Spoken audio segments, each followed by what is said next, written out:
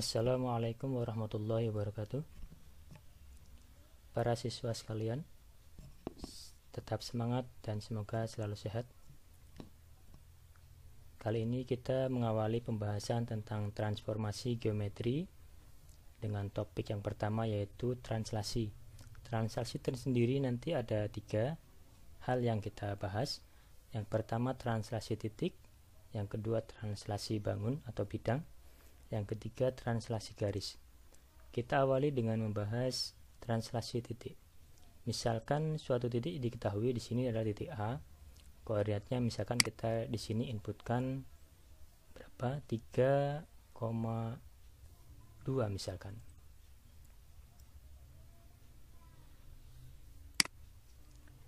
Posisinya di sini titik A 3,2. Titik A ini bergeser searah sumbu X sejauh misalkan kita tentukan 2, dan searah sumbu Y sejauh misalkan min 1.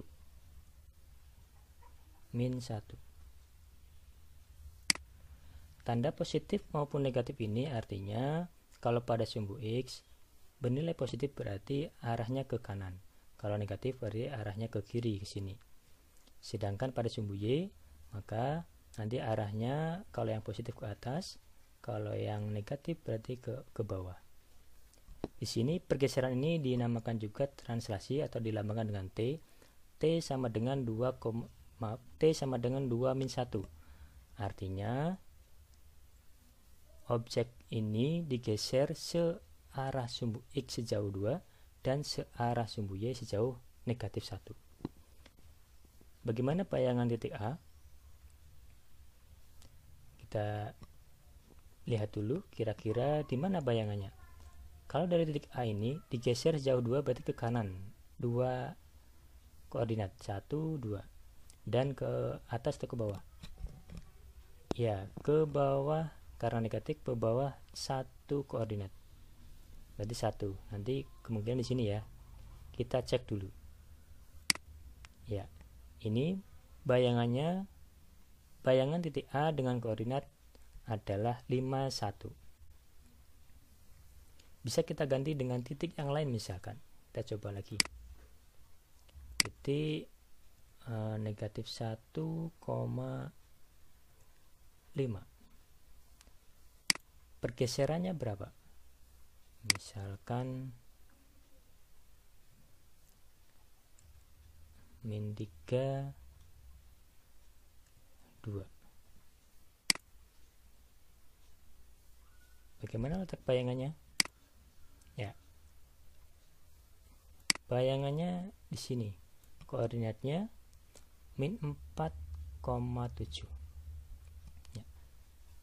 Kita lihat bandingkan nanti. Kita bandingkan koordinat titik A min 1, 5 dengan translasinya yaitu min 3, 2, sehingga menghasilkan bayangan min 4, 7. Bagaimana cara menemukan min 4, 7 jika kita kaitkan dengan min 1, 5 dan min 3, 2? Ya, min 4 bisa diperoleh dari min 1 ditambah min 3, dan 7 bisa diperoleh dari 5 ditambah 2. Itu untuk translasi titik. Sekarang kita coba translasi bangun atau translasi bidang.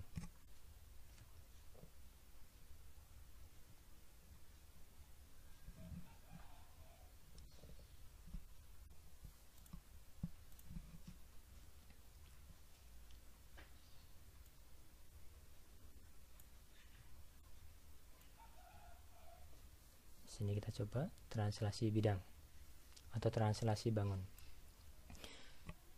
Bisa kita pilih misalkan bangunnya segitiga atau segi 4. Ini untuk alternatif saja. Bisa bangun-bangun yang lain. Misalkan yang sederhana adalah segitiga. Segitiga ABC dengan koordinat A-nya 11, B-nya 41, C-nya 24. Segitiga ABC ditranslasikan oleh T sama dengan 23. Bagaimanakah bayangannya? Ya, kita lihat di sini bayangannya masih berupa segitiga dan ukurannya pun sama, arahnya sama, orientasinya sama, tidak terbalik antara posisi A aksen dengan B aksen dan seterusnya. Jenis segitiga aksen, B aksen, C aksen sebagai bayangan segitiga ABC, koordinatnya 34, 64, dan 47. Kita bandingkan juga. Misalkan titik A aksen 3, 4 bisa diperoleh dari 1 ditambah 2 dan 1 ditambah 3, sehingga diperoleh 3,4. Begitupun untuk B dan C. Bagaimana kalau segi 4? Kita coba. Segi 4 misalkan ini trapesium, bisa juga segi 4-nya bisa yang lain. Ini juga segi 4. Misalkan kita ganti translasinya oleh min 1, 2. Bisa saja nilainya lebih besar. Kita sesuaikan dengan bidang gambarnya ya. Segitiga PQRS dengan koordinat P11, Q31, R44, S15 ditranslasi oleh T sama dengan min 13. Bagaimana koordinat bayangan PQRS? Seperti ini. Ini objek semula. Ini bayangannya. P aksen, Q aksen, R aksen, S aksen. Dengan koordinat masing-masing. Untuk P aksen 03, Q aksen 23, R aksen 36, dan S aksen 07. Kita lihat apakah P aksen juga merupakan penjumlahan dari P dengan T. Kita lihat 1, 1 dengan min 1, 2. Kalau kita jumlahkan komponennya, 1 dijumlahkan dengan min 1 hasilnya 0. Untuk komponen Y, 1 dijumlahkan dengan 2 hasilnya 3. Ya, ini juga berlaku untuk translasi bangun. Ukuran bangunnya tetap, tidak mengubah bentuk, tidak mengubah ukuran. Segi 4 tetap segi 4, ukurannya pun sama. Sekarang kita coba untuk translasi yang ketiga, yaitu translasi garis. Ya, misalkan ini translasi garis. Suatu garis ini dinyatakan dalam bentuk persamaan umum. Kalau bentuk umum berarti memuat A, B, C, atau persamaannya adalah AX plus BY plus C sama dengan 0. Dalam hal ini A-nya 1, B-nya 1, C-nya 1. Sehingga persamaan garisnya X ditambah Y ditambah 1 sama dengan 0. Ini gambarnya. Garis ini ditranslasi oleh 51, oleh T sama dengan 51. Bagaimana menentukan bayangan suatu garis?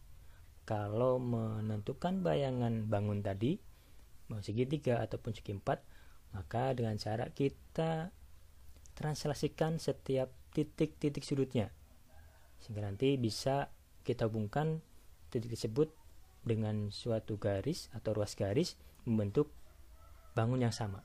Sekarang bagaimana dengan garis? Ada 3 langkah yang perlu kita lakukan. Yang pertama, pilih 2 titik pada garis, misal A dan B. Terserah titiknya di mana. Misalkan di sini. Ini koordinatnya min 43, di sini 1 min 2. Bisa di manapun. Misalnya kita di sini. Ini min 32 untuk A-nya, B-nya misalnya kita ubah di sini. 0 min 1. Ya. Pada dasarnya translasi adalah pergeseran. Jadi setiap titik pada garis kita translasikan, kita geser. Sehingga kalau kita ambil 2 titik, otomatis nanti kita bisa ambil titik yang lain juga. Otomatis nanti hasil translasinya kita tentukan dan juga kita hubungkan dengan suatu garis, maka itu sebagai bayangannya. Kita sudah tentukan garisnya, kita sudah tentukan titiknya yaitu A dan B. Kita tentukan langkah kedua, kita tentukan bayangan A dan B, misalkan A aksen, B aksen, seperti ini, dengan translasi 51. Dari A min 32 menjadi A aksen 23, B 0 min 1 ditransaksikan dengan T51 menghasilkan bayangan B aksen 50. Itu langkah kedua. Langkah ketiga yaitu buat garis melalui A aksen dan B aksen dengan rumus ini, rumus persamaan garis yang melalui dua buah titik. Karena pada dasarnya sebuah garis dapat dibuat dari dua buah titik. Jadi dari A aksen B aksen kita bisa menggambarkan suatu garis atau tepat satu garis. Bagaimana bayangan garis ini? Garis X tambah Y tambah 1 sama dengan 0. Kita lihat hasil bayangannya. Ini bayangannya, yaitu garis dengan persamaan X ditambah Y sama dengan 5. Tentu dengan mengolah koordinat A aksen B aksen di sini bisa ditentukan X1 Y1 nya misalkan A aksen, X2 Y2 nya misalkan B aksen, atau ini B aksen sebagai A X1 Y1 atau A aksen sebagai X2 Y2. Kita masukkan ke sini, nanti akan diperoleh garis dengan persamaan X ditambah Y, dengan persamaan X ditambah Y sama dengan 5. Jadi ini persamaan garis dari bayangan garis X ditambah Y ditambah 1 sama dengan 0. Jadi ada 3 langkah. Yang pertama menentukan 2 titik pada garis. Yang kedua menentukan bayangan kedua titik tersebut. Yang ketiga buat garis melalui bayangan kedua titik tersebut. Bagaimana sifat bayangan garis di sini? Kita lihat garis semula dengan garis bayangannya ini adalah 2 garis yang sejajar. Karena oleh translasi 51 nanti arah dan jaraknya sama, maka jarak sini dan jarak sini kan sama. Maka kedua garis tersebut adalah sejajar.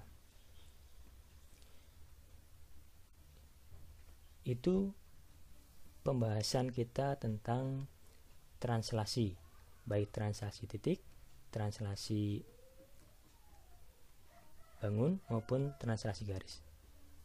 Apa yang dapat kita simpulkan dari pembelajaran translasi kali ini?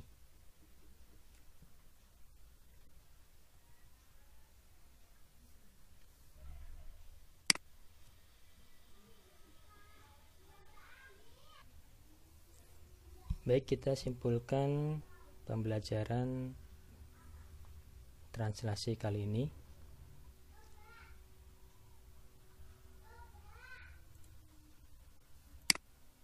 Jadi yang dinamakan translasi adalah transformasi setiap titik dengan jarak dan arah yang tetap. Translasi atau pergeseran mengubah posisi objek tanpa mengubah ukuran dan bentuk objek yang ditranslasi. Baik di sini objeknya berupa titik, bangun atau bidang, maupun garis. Proses translasinya sebagai berikut. Misalkan A suatu titik dengan koordinat XY ditranslasi oleh T AB menghasilkan bayangan A aksen dengan koordinat X ditambah A, Y ditambah B. Atau dalam bentuk matriks kita nyatakan sebagai berikut. X aksen Y aksen sebagai koordinat bayangannya itu sama dengan XY titik semula atau koordinat semula ditambah dengan AB atau translasinya, sehingga menghasilkan X ditambah A, Y ditambah B. Jadi prosesnya untuk translasi dijumlahkan antara koordinat semula dengan translasinya, tentu komponen-komponen yang setara, misalkan X dengan X dan Y dengan Y. Itu pembelajaran kita tentang translasi. Sekian, sampai jumpa nanti pembahasan refleksi dan juga contoh soalnya. Sekian, assalamualaikum warahmatullahi wabarakatuh.